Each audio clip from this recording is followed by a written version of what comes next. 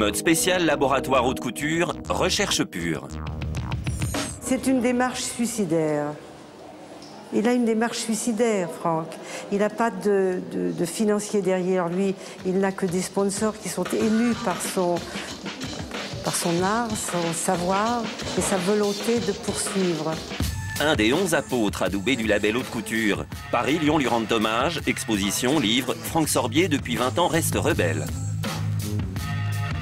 La haute couture, évidemment, est un privilège, mais on a un vrai rapport avec la femme qu'on habille. Du coup, les présentations peuvent être beaucoup plus libres, puisque finalement, ce sont uniquement des propositions. La haute couture, finalement, est beaucoup moins un diktat que le prêt-à-porter. C'est-à-dire on peut toujours revenir sur les choses.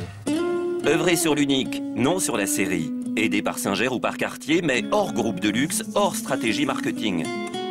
Une cliente qui achète un modèle, on sent qu'aujourd'hui, c'est pas pour le mettre une fois et après le ranger dans le placard. En France, j'ai l'impression que c'est plus, je dirais, un investissement. Donc l'idée, c'est quand même de rentabiliser. Alors là aussi, c'est presque des gros mots pour de la haute couture. Et je pense que cette notion de pouvoir le remettre, c'est devenu quelque chose d'important. Et du coup, la haute couture est un peu moins arrogante. Franck Sorbier brise le code couture. Il ornemente, torture, compresse, comme César et Armand, mais à la machine à coudre. On est beaucoup plus finalement axé sur la matière que sur la forme. Par exemple, quand je fais une robe en compression, je veux dire, il y a toute une partie de repassage directement à la vapeur. Et c'est vrai que ça m'arrive de prendre le mannequin dans mes bras. Il y a quand même quelque chose de très sensuel aussi dans le fait de faire une robe. Mise en scène, bonne chère, bon vin, Franck Sorbier exporte aux États-Unis et au Japon dès les années 90 un univers imaginaire où des êtres gracieux évoluent au sein d'une nature bienfaisante.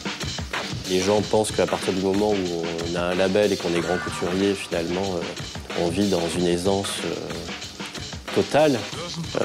Bon, ce n'est pas le cas aujourd'hui. En même temps, la liberté n'a pas de prix. Ni parfum ni licence pour oxygéner l'entreprise, costume de scène, la Traviata, Mylène Farmer ou Johnny Hallyday et les robes de mariée. Il faut impérativement qu'un mécène vienne lui retendre la main. Il est unique à Paris, il est unique en France, il est unique au monde. Le phénomène est récent, l'artiste est vivant, pourtant un hommage au présent, musée lyonnais et griffes parisiennes unies, image renforcée. C'est un peu une mise à nu quelque part de ces pièces. C'est comme se retrouver finalement à poil devant des gens. Comment gérer une boule de feu recouverte d'un masque d'humour glacial? Ces propositions de mode font peur aux investisseurs mais attirent mécènes et fonds culturels. Ils s'amusent, ils s'entêtent, Franck Sorbier est couturier.